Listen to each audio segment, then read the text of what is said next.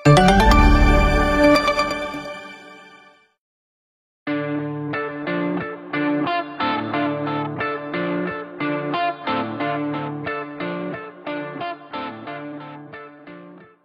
de Tanger, c'est un stade qui a connu deux extensions.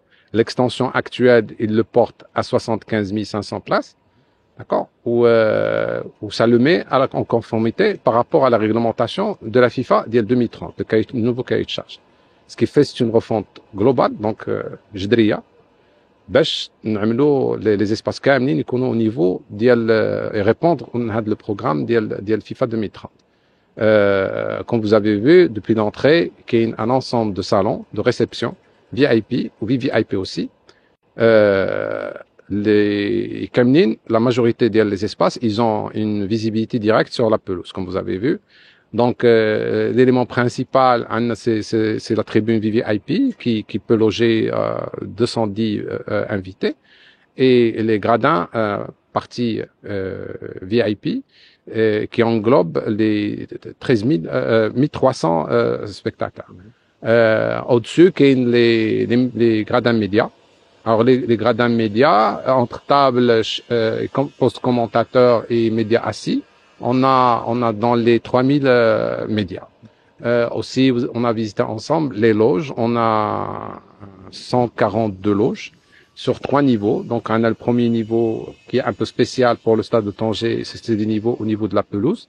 Donc, c'est un niveau bas. Donc, on profite pleinement de l'expérience et du match. On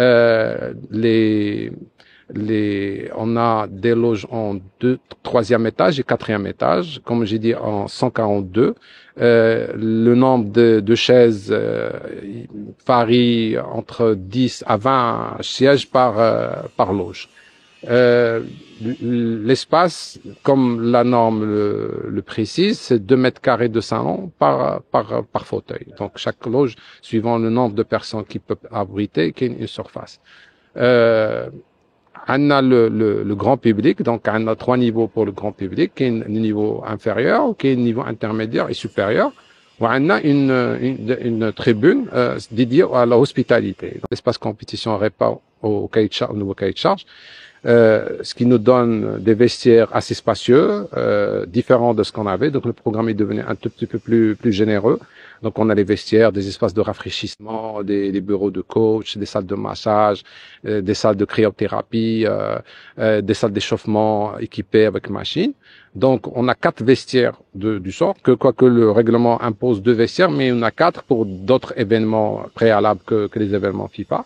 On a une zone mixte qui dépasse les 500 mètres carrés. On a une salle de conférence à peu près 300 mètres carrés ou 400 mètres carrés qui peut prendre 210 presses. On a des salles de travail pour la presse. En même temps, on a des espaces qui seront dédiés à l'organisateur, donc CAF ou FIFA. Donc, c'est des espaces complets avec des zones de travail. Des espaces de récréation où ils peuvent se reposer, des espaces sanitaires, tout ce qu'il faut. Parce que normalement, ces équipes-là, les organisateurs autant que la presse, ils viennent pour la journée, c'est pas juste pour l'événement. L'étage supérieur, comme on a vu, il y a le VOC qui est un élément très important en termes de sécurité. Le stade, en général, il est équipé de à peu près 900 caméras qui sont à l'intérieur. Et à l'extérieur aussi, qui couvre un peu tous les accès du stade avec toute la dernière technologie en termes de reconnaissance faciale pour s'entourer avec toutes les précautions pour la sécurité des spectateurs.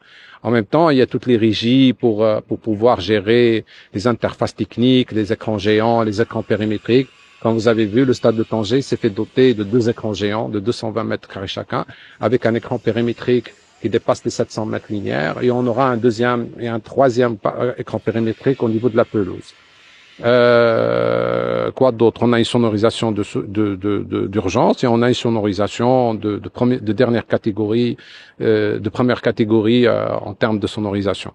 Après, on a les parkings VVIP, à peu près 10 000 mètres carrés, qui peuvent abriter 400 voitures. Pour les VIP, je crois, on est sur les 600-700 voitures et on a, pour le grand public, à peu près 3000 voitures autour du stade. Mais les services de la Wilaya, ils ont dédié un ensemble de parkings avoisinant le stade pour pouvoir absorber les spectateurs qui viendront avec la voiture. Donc, il y a eu des simulations avec la sécurité, avec les spécialistes de circulation, de façon à pouvoir absorber cette donnée-là. Alors, les PMR, avant, c'était des espaces dédiés uniquement aux PMR dans une situation dans le stade. Le cas actuel, et comme le prescrit le cahier de charge de la FIFA, tous les espaces, on a un accès pour les PMR. Donc, les PMR peuvent accéder à tout niveau de tribune, toujours tribunes confondues. Donc, grand public, VIP, VVIP, presse, tout, hospitalité. Le stade, il s'est doté de 12 ascenseurs, comme l'ascenseur qu'on a vu tout à l'heure. Donc, 12 ascenseurs qui permettent l'accessibilité à tous les niveaux pour les publics PMR. Comme ça, le stade, il sera accessible à tous ces niveaux et à tout genre de catégories de tickets.